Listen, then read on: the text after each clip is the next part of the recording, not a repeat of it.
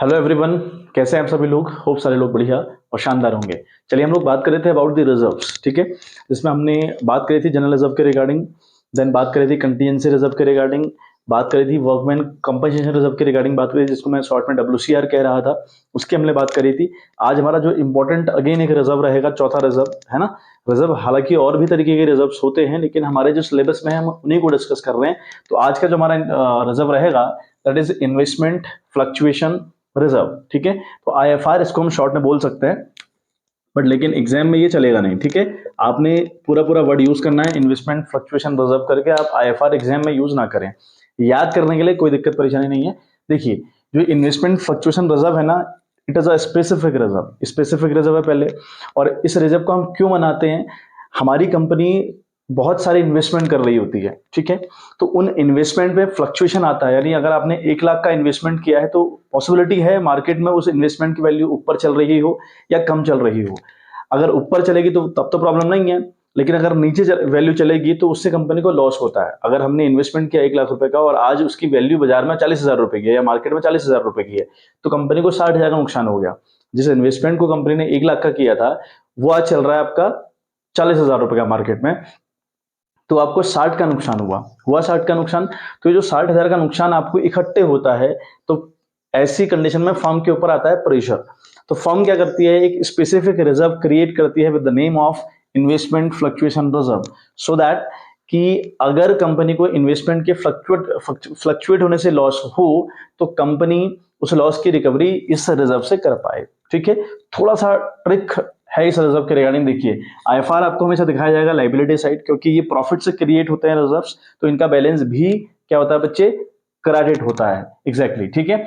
Now अगर हम बात करें तो अब देखो हमें क्या होगा, हमें इन्वेस्टमेंट दिया रहेगा हमारी बैलेंस शीट में एसेट साइड, और इधर लिखा रहेगा IFR।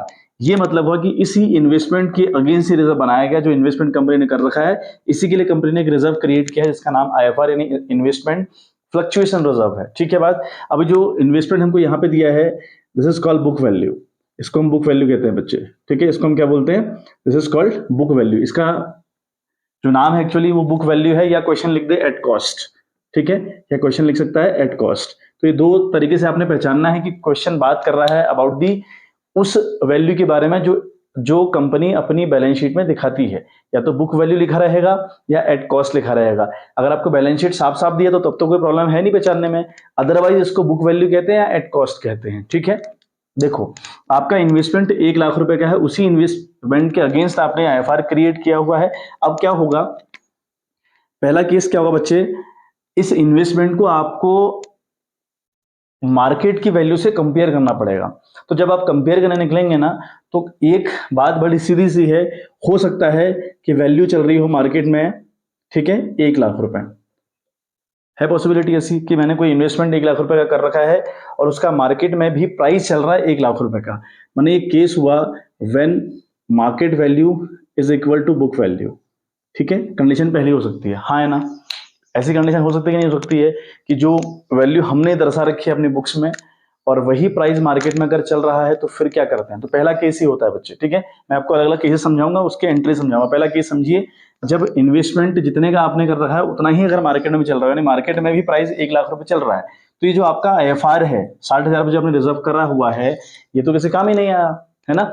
तो और कंडीशन ये है कि अगर आपका PSR चेंज हो रहा है तो आप क्या करेंगे, अगर इन्वेस्टमेंट की कोई वैल्यू आपको दे रखी है तो उस वैल्यू को मार्केट वैल्यू से कंपेयर करिए। अगर दोनों की वैल्यू सेम होती है तो आपको नुकसान तो नहीं हुआ ना नुकसान। तो ये जो 60,000 रुपए बच गया आपका, इसको आप among the partners in the old ratio transfer कर देंगे, ठीक है। तो एंट्री इसकी क्या जाएगी बच्चे, इसकी एंट्री जाएगी IFR अकाउंट डेबिट, यानी investment fluctuation reserve account debit. पूरा पूरा वर्ड यूज करें बच्चे, ठीक है। देन हम करेंगे टू पार्टनर्स कैपिटल अकाउंट, ठीक है, टू पार्टनर्स कैपिटल अकाउंट। ये सारा काम होगा ओल्ड रेशियो में, ठीक है। ओल्ड रेशियो ओल्ड पार्टनर्स, ठीक बात। अभी हर क्वेश्चन सॉरी हर चैप्टर में अप्लाई होगी कंडीशन।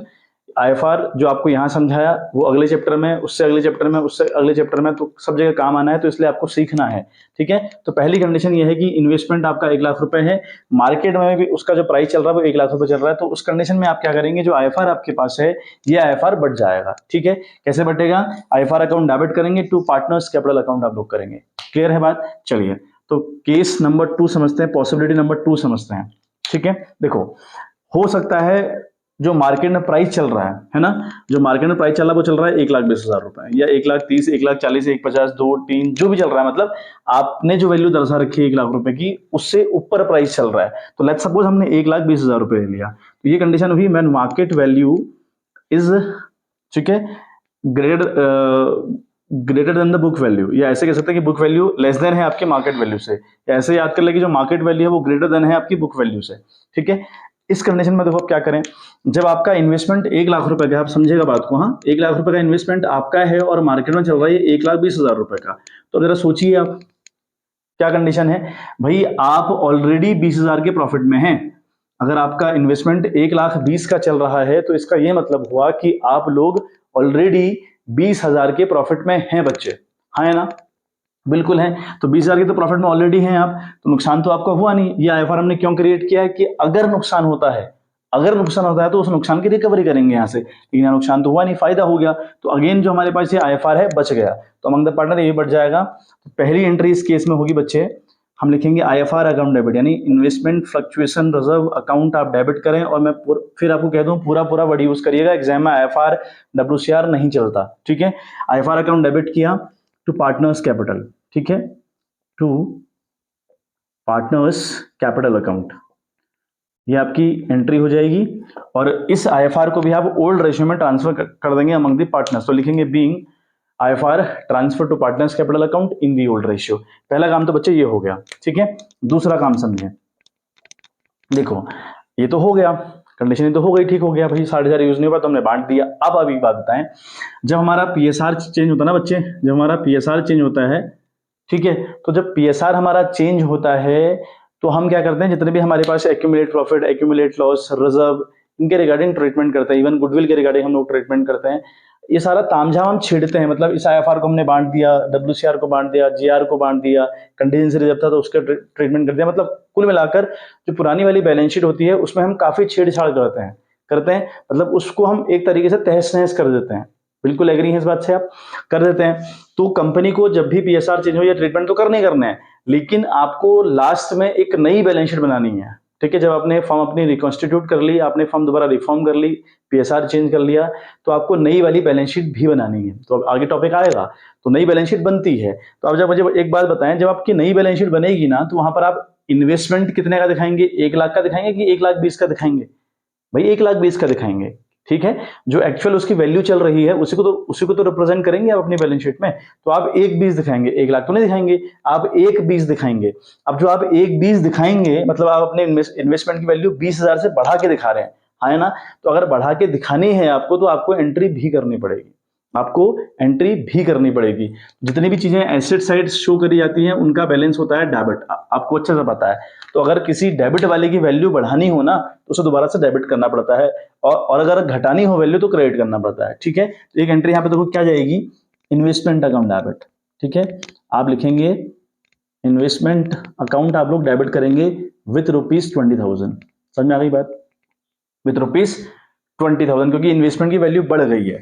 अब देखो, जब किसी एसेट्स की वैल्यू बढ़े, ठीक है, जब किसी एसेट्स की वैल्यू बढ़ेगी या आपका कोई ऐसा लॉस हो जाएगा जो आपके रिजर्व को एक्सीड कर जाएगा, मतलब कुछ भी कहानी जब तोलमोल इस टाइप की होती है, तो आपको ये जो बढ़ी हुई वैल्यूज हैं, घटी हुई वैल्यूज हैं, हमेशा दिखानी पड़ती हैं थ्रू द रिवैल्यूएशन अकाउंट। एक अकाउंट का नाम है रिवैल्यूएशन अकाउंट।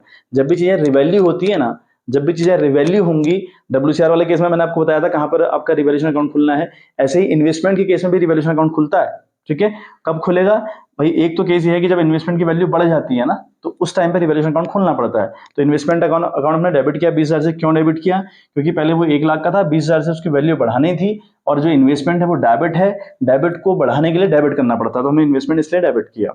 ठीक है, तो हम करेंगे रिवैल्यूएशन, ये काम हमारा कौन करेगा, रिवैल्यूएशन करेगा, मतलब रिवैल्यूएशन के थ्रू हमारा ये काम हुआ। ठीक है, विथ ₹20,000। ठीक है, अब लिखेंगे आप यहाँ पे IFR account debit to partners capital account, जो पहली एंट्री आपने करी लिखेंगे being investment fluctuation reserve transfer to partners capital account in the old ratio. यहाँ पर आप लिखेंगे being the value of investment brought up to the market value, being the value of investment brought up to the market value, यानी हमारी जो investment की value market value से अब टच कर रही है उसको वहां तक हमने बढ़ा दिया है, ये एंट्री हो गई। फिर थर्ड एंट्री एक और होगी बच्चे, ठीक है, एक थर्ड एंट्री आपने और करनी है इसी केस की। देखो, जो इन्वेस्टमेंट अकाउंट डेबिट किया 20,000 रुपए और रिवैल्यूएशन किया 20,000, तो रिवैल्यूएशन से प्रॉफिट हो गया ना आपको, मतलब यहाँ पे कंडीशन प्रॉफिट वाली नहीं है, आपको 20,000 का प्रॉफिट हुआ। कब? जब आपकी इन्वेस्टमेंट की वैल्यू बढ़ी तो आपको 20,000 का प्रॉफिट हुआ था कि नहीं हुआ था? बिल्कुल। तो ये जो रिवैल्यूएशन क्रेडिट जाता है प्रॉफिट को शो करता है, ये रिवैल्यूएशन का डेबिट जाएगा तो ये लॉस को शो करता है। तो यहाँ पर अभी प्रॉफिट हुआ है, जो 20,000 का प्रॉफिट हुआ ये भी among the old partners in the old ratio but जाएगा। तो आप अगेन एक एंट्री मारेंगे, ठीक है, revaluation account debit, revaluation account debit करेंगे बच्चे 20,000 रुपए से, टू कर देंगे पार्टनर्स कैपिटल अकाउंट, ठीक है, टू आप कर देंगे टू पार्टनर्स कैपिटल अकाउंट, वो आप क्रेडिट करेंगे विद रुपीज 20,000। तो लिखेंगे being profit on revaluation transfer to partners capital account in the old ratio. आ गई बात समझ में?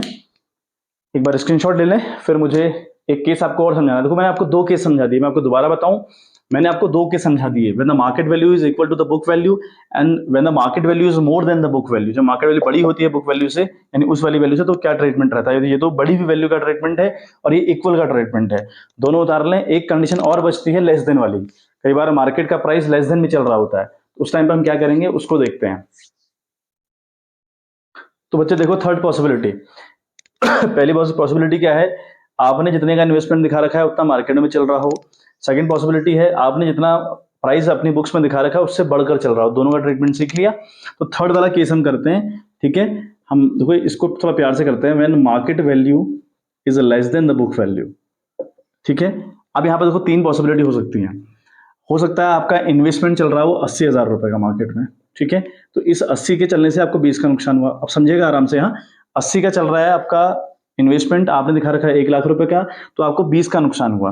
सेकंड पॉसिबिलिटी है, ठीक है, वो चल रहा हो आपका इन्वेस्टमेंट आपका चल रहा है आपका मान लिया 40,000 रुपए का, ठीक है, तो आपको इस प्रोसेस में नुकसान होता है 60,000 रुपए का। और मान लिया आपका जो इन्वेस्टमेंट है वो चल रहा है 30,000 रुपए का और इस प्रोसेस में आपको नुकसान हुआ 70,000 रुपए का, ठीक है। अब कहने का मतलब देखो मेरा ये क्या है, मैंने क्या एग्जांपल लिखे हुए हैं। लेस देन का मतलब क्या है, आपका जो प्राइस 1,00,000 रुपए आपने दिखा रखा है वो मार्केट में हो सकता है कि लेस चल रहा हो, ठीक है। ये जो प्रोसेस मैं आपको समझा रहा हूं ना, ये समझिएगा और एक क्वेश्चन पिक करिएगा। एक क्वेश्चन बहुत अच्छा खासा क्वेश्चन आपकी टीएस अग्रवाल की बुक में है, क्वेश्चन पिक करिएगा, सारे केसेस हैं उसमें, खुद से उसको करिएगा, वो आराम से बनेगा। कहानी यही है, बस कहानी आपको यही याद करनी है, वीडियो अच्छे से याद करिए और चीजों को फिर रखिए, आपसे चीजें होने लगेंगी। देखो, जब प्राइस लेस देन चलता है ना तो कंफर्म तरीके से लॉस होता है लॉस, बिल्कुल। जब 80 चल रहा था तो 20 का नुकसान हुआ, तो ये 20 का नुकसान इस रिजर्व से आराम से कवर कर रहा है, यानी जो नुकसान है वो इससे कम है, ठीक। 40 का चल रहा है मार्केट प्राइस और आपका चल रहा है 1,00,000 रुपए का, तो 60 का नुकसान, तो जो नुकसान आपको हुआ वो नुकसान इक्वल टू द रिजर्व है, ठीक है। एक नुकसान तो इससे कम था, एक नुकसान इसके इक्वल है, समझ में आ रही बात। थर्ड, 30 का प्राइस चल रहा है मार्केट में और आप दिखा रहे हैं 1,00,000 रुपए, तो आपको 70 का नुकसान हुआ। तो ये नुकसान इस आईएफआर को, इस रिजर्व को एक्सीड कर गया, इतना नुकसान हो गया। यानी मोटा मोटा मेरा मुद्दा ये था समझाने का, जब प्राइस कम चलता है तो जो नुकसान हमको होता है, हो सकता है वो नुकसान इससे कम हो सकता है वो नुकसान इसके इक्वल हो सकता है वो नुकसान इसके ऊपर चला जाए। ये कंडीशन है बेटा तीन, ठीक है। देखें, आप समझते हैं कि करके पहली कंडीशन हम समझते हैं, जब हमारे पास क्या था 80 की वैल्यू चल रही है 20 का नुकसान हुआ, तो क्या करेंगे हम लोग एंट्री, आईएफआर अकाउंट डेबिट, भाई आईएफआर अकाउंट डेबिट किया है ना, विथ रुपीज 60,000 रुपए। भाई आईएफआर तो 60,000 रुपए है हमारे पास, है 60,000 रुपए आईएफआर। चलिए टू, अब एक बात देखो, टू क्या करेंगे, भाई हमारा जो इन्वेस्टमेंट है 1,00,000 का था अभी तक, अब उसका मार्केट में प्राइस कितना चल रहा है बच्चे, 80 चल रहा है, यानी हमारा इन्वेस्टमेंट डाउन चला गया 20,000 रुपए से, चला गया नहीं चला गया डाउन। तो जब डाउन जाएगा ना तो इसका बैलेंस होता है डेबिट, तो इसको कम करने के लिए, डाउन करने के लिए क्रेडिट करना पड़ता है, तो हम टू लिखेंगे इन्वेस्टमेंट, ठीक है। हम लिखेंगे to investment account credit with rupees 20,000, समझ में आ गई बात। तो 60,000 रुपए रिजर्व था, उसमें से 20,000 रुपए मैंने कवर अप कर लिए, कहा, जो इन्वेस्टमेंट के डाउन जाने से मुझे नुकसान हुआ 20 का, वो मैंने कवर अप कर लिया। कितना बचा, अब 40 बचता है, तो ये 40,000 रुपए ट्रांसफर करूंगा पार्टनर्स के कैपिटल अकाउंट में, to partners capital account, to partners capital account credit with rupees 40,000, ठीक है, आगे बात समझ में, तो लिखेंगे being the value of investment brought down to the market value and remaining fund transfer to the partners capital account in the old ratio. पहला case, ठीक है, एग्जाम्पल मेरा याद रखिएगा, पहला केस हमारा ये हुआ। सेकंड केस समझते हैं। अब क्या हुआ, 40 का चल रहा है इन्वेस्टमेंट मार्केट में और आपने दिखाया हुआ है 1 लाख रुपए का, मतलब आपका इन्वेस्टमेंट डाउन चला गया 60,000 से। डाउन जाने का मतलब आपको 60 का नुकसान हो गया।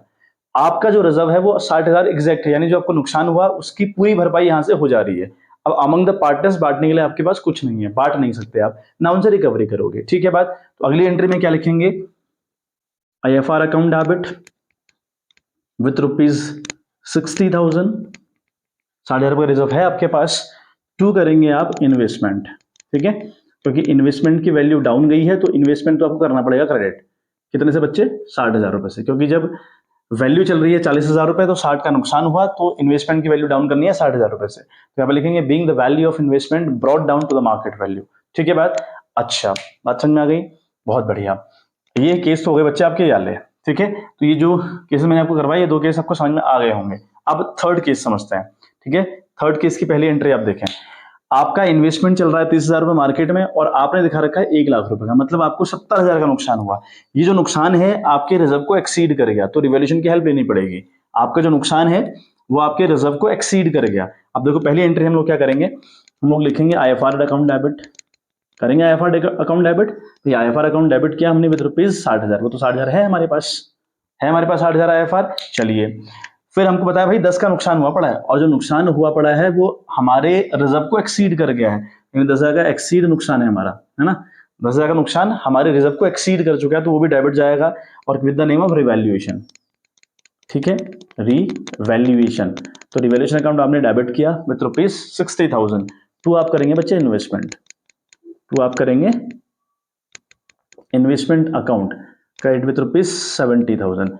क्योंकि इन्वेस्टमेंट 70,000 क्यों किया, क्योंकि आपका जो इन्वेस्टमेंट है वो 70,000 से डाउन चला गया। ठीक है, होप सो बात समझ में आ गई होगी। ठीक है, क्लियर करते हुए चलें चीजों को। हम लोग लिखेंगे यहाँ पे being the value of investment brought down to the market value and loss debited to the revaluation account. ठीक है, इस तरीके से हम लिख लें। ठीक है बात, और कोई लक्ष्मण रेखा नहीं है, जो आपको रिलेवेंट लगता है वो आप एंट्रीज के नरेशन में लिखिए, और लिखिए लेकिन जरूर, और लिखिए मुद्दा ऐसा जो रिलेवेंट हो, ऐसा नहीं कि भाई आपका चल कुछ रहा चल रहा आगरा लिखे घाघरा रहे, ऐसा बिल्कुल नहीं करना है। चलिए आ गई बात समझ में। अब जो रिवैल्यूएशन से आपको लॉस होना 10,000 रुपए का, ये फ्रॉम द पार्टनर्स रिकवर करी जाएगी। अब रिकवर करने का मतलब हुआ पार्टनर्स डेबिट जाएंगे, तो इस केस में जो अगली एंट्री जाएगी वो जाएगी आपकी पार्टनर्स कैपिटल अकाउंट डेबिट। ठीक है, पार्टनर्स कैपिटल अकाउंट आप लोग डेबिट करिएगा विथ रुपीज बचे 10,000। ठीक है, और टू आप कर देंगे रिवैल्यूएशन। ठीक है, रिवैल्यूएशन का लॉस भी अपने पास नहीं रखना होता है और प्रॉफिट भी अपने पास नहीं रखना होता है, हम बांट देते हैं हमेशा रिवैल्यूएशन जो भी हमें आता है।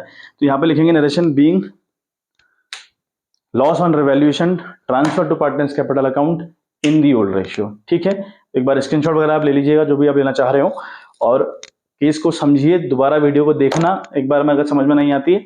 अदरवाइज केस बिल्कुल ऐसे ही होते हैं, और क्वेश्चन आप कहीं से उठाओ, आप कोई भी क्वेश्चन उठाकर देखो आपसे कंफर्म तौर पर बनेगा, बस बशर्ते कि आपको ये बातें समझ में आ जानी चाहिए। नहीं आ रही दोबारा रिवाइज करो, चीजों को लिखो, समझो, करने का प्रयास करो। प्रैक्टिस आपके हाथ में बच्चे, बताना मेरा काम था, प्रैक्टिस अब आपके हाथ में है। ठीक है, तो चलिए आज के लिए बच्चों इतना ही, और हमारा जो रिजर्व्स हैं वो सारी वीडियोस उसके रिगार्डिंग हो चुकी हैं। अब हमारा जो नेक्स्ट टॉपिक रहेगा उसके ऊपर बात करेंगे। ठीक है, और जल्द ही आपका चैप्टर खत्म होने वाला है, 4-5-6 वीडियो और लगेंगी, आपका जो चैप्टर है इट विल बी फिनिश्ड। ठीक है, फिर हम नया चैप्टर स्टार्ट करेंगे कुछ ब्रेक के बाद, then after that I have to go somewhere, उसके बाद हम लोग स्टार्ट करते हैं। चलिए, तो मिलते हैं आपसे इन द नेक्स्ट वीडियो, तब तक के लिए bye bye, have a good day.